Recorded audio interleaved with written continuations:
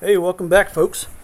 Today in this video we're going to be going over some blade tensioning techniques that I learned, mainly because you'll see in this video that one of my blades didn't make it, and I had to put a new blade on there, and there's not really a tension gauge on this mill that I have here, so I had to do some research, and I came across a YouTube video that I'll share in the link description below about how to tension it without a gauge or anything else.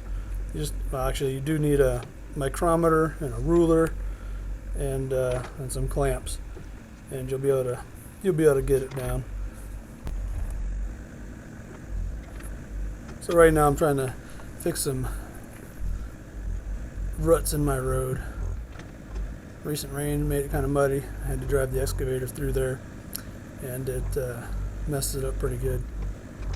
But it didn't really work. As you see, I'll drive right by it and mess it back up, but maybe it put some more dirt where it needed to be.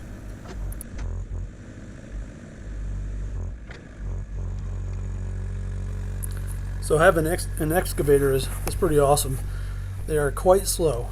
This is sped up 295%, and I couldn't let you guys just sit there and watch me crawl along. It goes about 1.5 miles in low and 2.5 miles an hour in rabbit speed, they call it. But when it works, and it gets a lot of work done. So that's all I need it for. And since none of my property is level, it really helps out because it's very stable. And I can just grab a log like this and move it over. A lot of these places that I work in, there's not a whole lot of area to turn around and back up like you would need with the tractor. So this is a pretty fantastic opportunity I had here to get this, and it's working out really well for me. I haven't really come across a log that I couldn't lift up, but the reached way out like that. There was about a 22 inch log. That was at the butt. It was about 20 feet long. The other end was maybe about 14 inches, and it was a fresh cut cedar, and I couldn't pick it up at full extension, so I had to get a little creative with it, and then bring it in a little bit closer and bring my carriage in a little bit closer, and I was able to finally pick it up out of the trailer and get it to where it needed to go. But that was about the only log that I couldn't lift with this excavator so far. Alright, so now that I moved those logs out of the way so I can get through that path if I need to, or if somebody else needs to, I kind of unloaded those logs in a hurry, and it was blocking that roadway, so I needed to get them out of the way. So we'll cruise on down here. I'm currently doing it about 1.5 miles right now. I sped up probably 400%, and we'll get back to the milling area, and I'll get this log cut down to size. I cut the big ends off here so that I can carve them into bears or whatever I want to, with the chainsaw. And right there you saw my saw wasn't running very well, and my air filter was pretty dirty. So note to self, check your air filter more often. But as you can see, this excavator works great. Putting that log right on the mill. If I needed to move it over a little bit, I'm all set. I can do that. If I had a tractor, definitely wouldn't be able to do that. So we'll get back to milling here, and you'll see this blade cut loose here, and well, it doesn't really cut loose. It just comes off the thing there. But man, I hit the branch on the side there with that one roller bearing on the far end there. That's what ended up sending this through the ringer over there. So right here I'm trying to measure the pith so that I can center the pith in one board. Somehow this didn't go very well, and I got quite the wedge out of there. Maybe I did it right, but I realized that my toe board was up a little bit, and made my cut about 1 inch off. So let's pay attention to that next time. I think from now on I'm going to try to put the butt end towards the operator section, and then that way I can look and see exactly how much I'm going to be cutting off. on the thick end.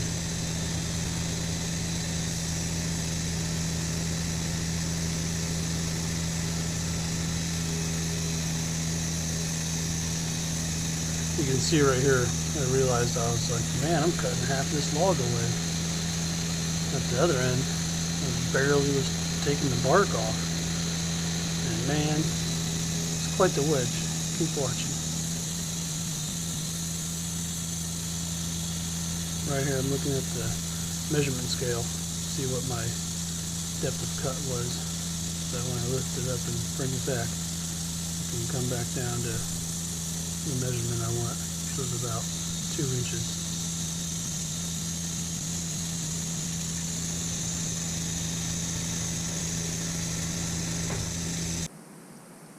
I'm not sure how I screwed that up.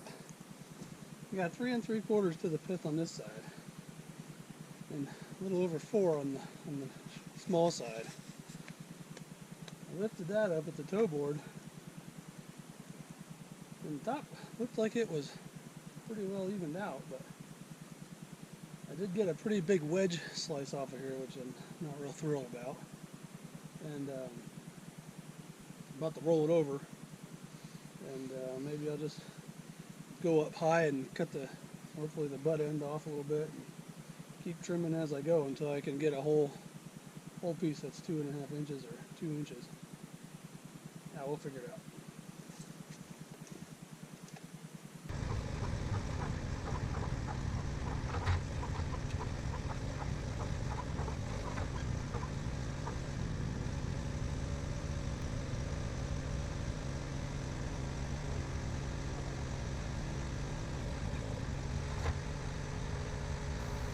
I'm still getting the hang of rotating this log on this thing.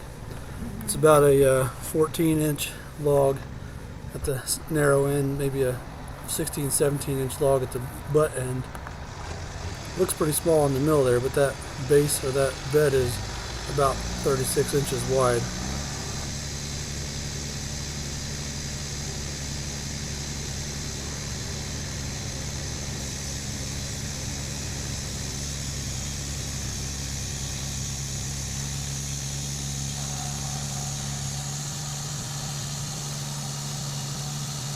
Here I'm going to have to run up and check out what the measurement was, because I forgot what it was when I first started. So the depth of cut, there's a ruler on the back end of that bandsaw blade cover, and it tells you how far down your cut was. And I always keep forgetting to check it before I send it down there and raise it back up. So you got to check it. That way when you bring it back and do what I'm doing right here, you'll see I'm trying to measure down so that I got the right dimension board.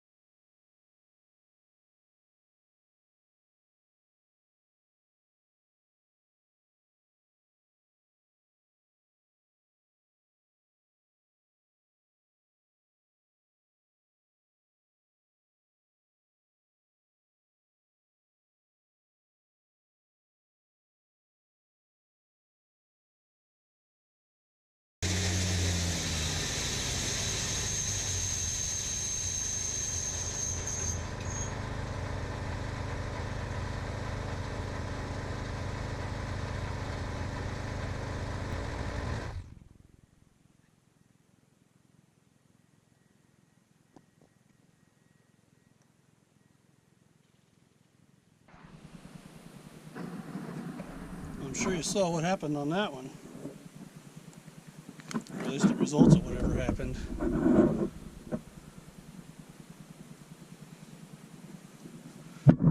Started it knot right there. I was starting to do Ricky Bobby speed. I should have kept it slow. Jammed it right up.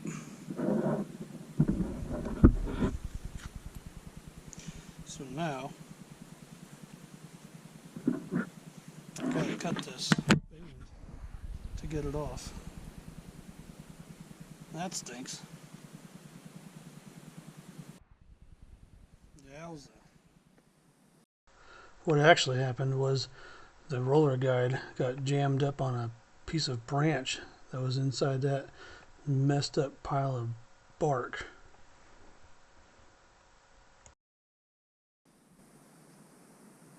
A couple teeth broke off, overheated on this side.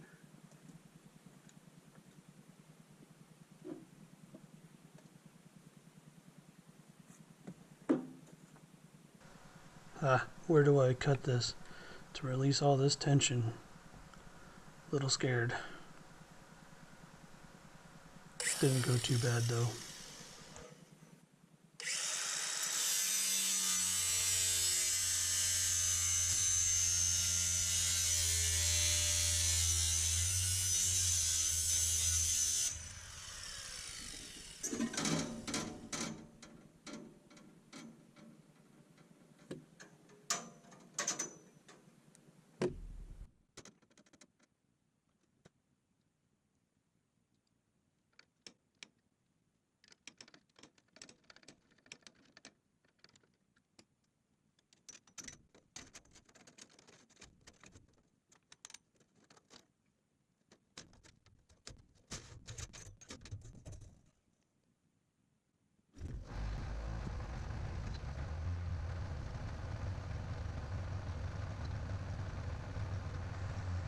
Here you can see the carriage come off the rails because the return bars were jammed in the slab right there. So I had to use those to actually lift it back up and get it back onto the guide rails.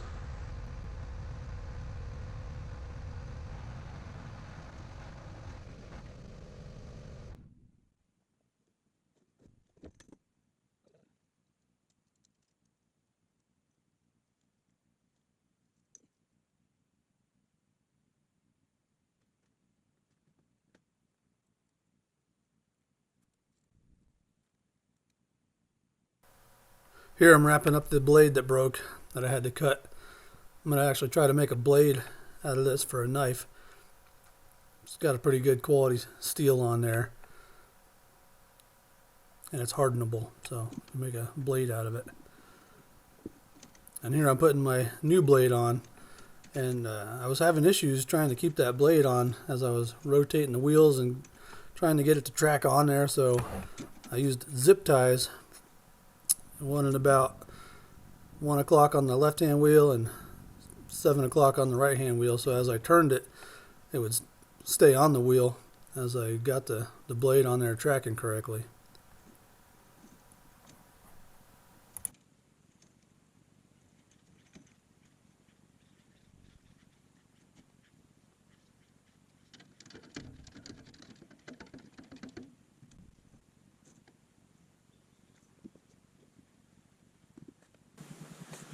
Alright, so since I don't have a tension gauge on this thing, I gotta put my micrometer, gotta clamp it to the blade, and once it moves 0.01, that means there's approximately 1,600 foot-pounds or psi of tension. I don't know, I saw it on YouTube.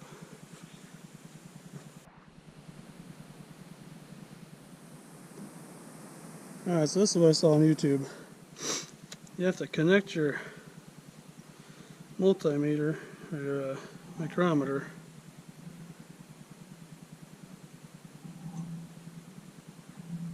let's see how I did this, like that. Okay, I use 18 inches. I'll show you the formula here in a second.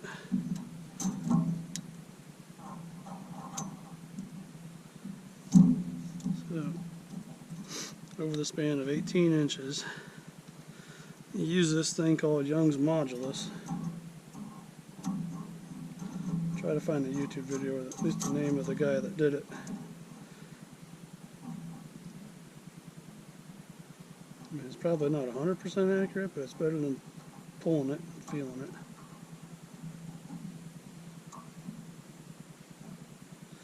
it. And I get pretty consistent every time I do it. So approximately 18 inches from contact to contact. We zero this out. I'm going to tighten the blade so the tension of this goes to 0.008.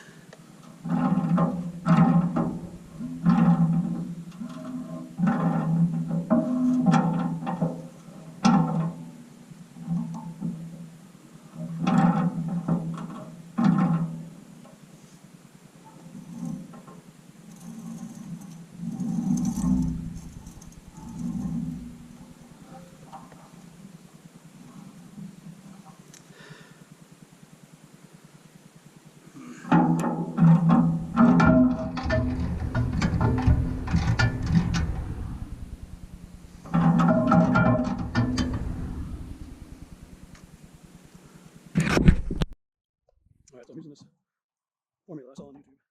Makes sense, but see if I can find a video, because I can't explain it. But anyhow, it uses this thing called Young's modulus. You guys are smart out there, might know what that is. I don't. But it's 29 million. So you take that and divide it by all the numbers you got. Square inches of your blade, based on thickness of your blade and how wide your blade is.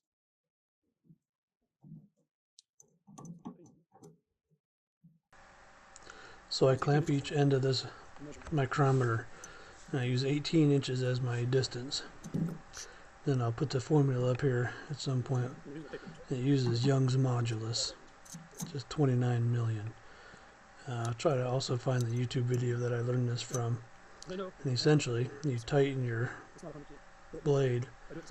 For me, I have to tighten it 0.008, so which is 8 thousandths, and that equates to approximately 1300 psi.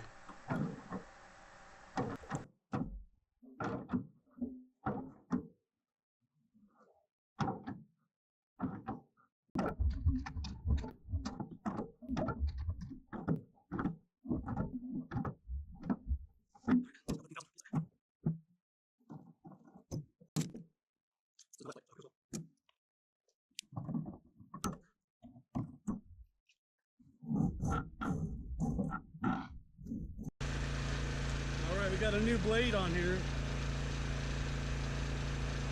If the previous situation had a little bit of a stump sticking out there, caught on the roller guide. Thick. So I cut it off. Anyhow, let's get back to it.